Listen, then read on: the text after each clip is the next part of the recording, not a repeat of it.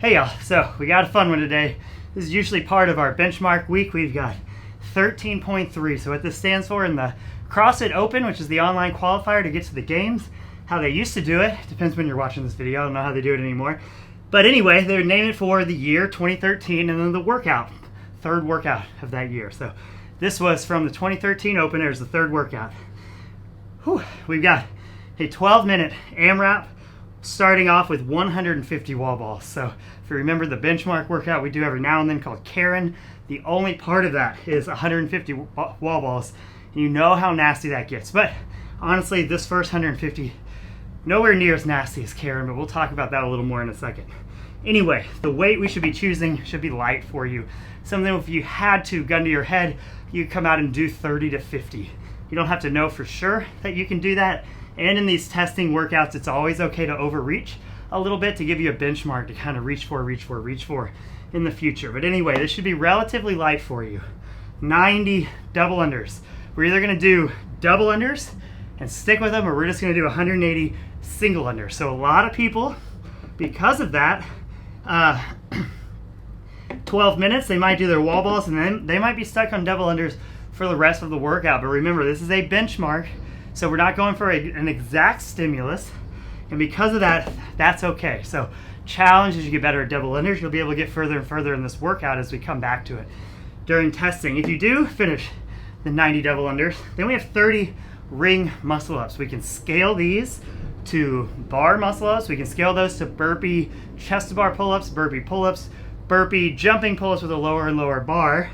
But just remember, whatever variation we're choosing, we're going to want that variation to be something that pushes us a little bit, works us to the next level. So we shouldn't be doing burpee jumping pull-ups with the bar really low if we can do a burpee regular pull-up. So we want you to work at your hardest variation. Same thing, almost everyone. Only the best in the world are going to get through these and back to the wall balls again. Almost everyone is going to get into the double unders or into the beginning of these muscle ups. So wall balls, strategies. I think for almost everyone, sets of 5 to 10 in the very beginning should be the way to go. What we see a lot is people come out and they do like a set of 50 or a set of 30. Then their next set is kind of big and then they just fall off a cliff. We see really long rest periods. You'll see my video over here. I break it up a ton. I started with 7s, then I went to 6s. I honestly went to 6s because I miscounted on a round of 7. And then I went to 5. So I was kind of hoping I could just keep 7s, but pretty early on I realized that was going to be too many. I've done this workout before with all 5s, and that worked out really well for me. If I'd go back and do it again, since I've done it with all 5s and that was fine, I'd try and do it with all 6s and then figure out the end to make it even out. But I tried to take a little too big of a jump, tried to do 7s, and that was just a little too many. So I think overall I probably finished the 150 in the same amount of time I would have, but I might have gone a little faster. The main thing to know is, unlike Karen, where 150 is all you're doing, and you kind of put pedal to the metal on the last 50, this one you have to be somewhat fresh, because those double unders take it out of you, and then if you're doing muscle ups or if you're doing burpee pull-ups, they zap you. So it's kind of, you gotta get this done as quickly as you can, balancing really being able to attack the last 4 minutes of this workout. So that's really where this game is setting yourself up in the first 8 or so minutes so you can attack the last 4. Double unders, depends how good you are. Really good people are just gonna try and go unbroken. You can break these up, maybe 30, 30, 30, something like that. I think a lot of people after the wall balls, they're gonna be messing up a lot. So I would just try and go unbroken. If you mess up, take a couple breaths, get back on it. Go that way. Ring muscle ups, you kind of have to know yourself. I'm pretty decent at them, and I was doing 3s, and you can see at the very end of my workout, I fail on a rep.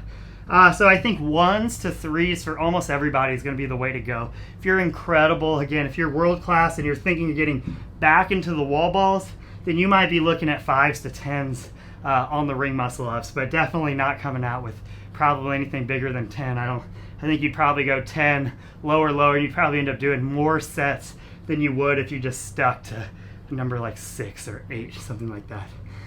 All right, it's fun, 12 minutes. Very few are going to make it back, so kind of know yourself. Are you going to be stuck on the double unders? Are you going to be getting to the ring muscle ups? Do you think you're going to have a couple minutes, or do you think you have a bunch of time here? Use where you think you're going to get kind of as your strategy. If you have a Karen time, look back at it, figure out what sets you do. You can get kind of an idea how much time that's going to leave you here. Enjoy this one. I always love it. Have fun. Talk to y'all soon.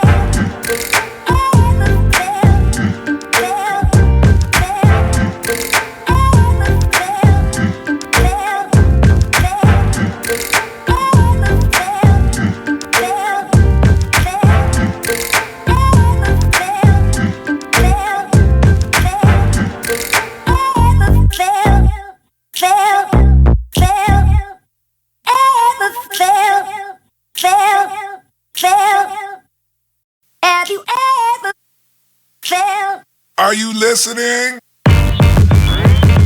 Damn.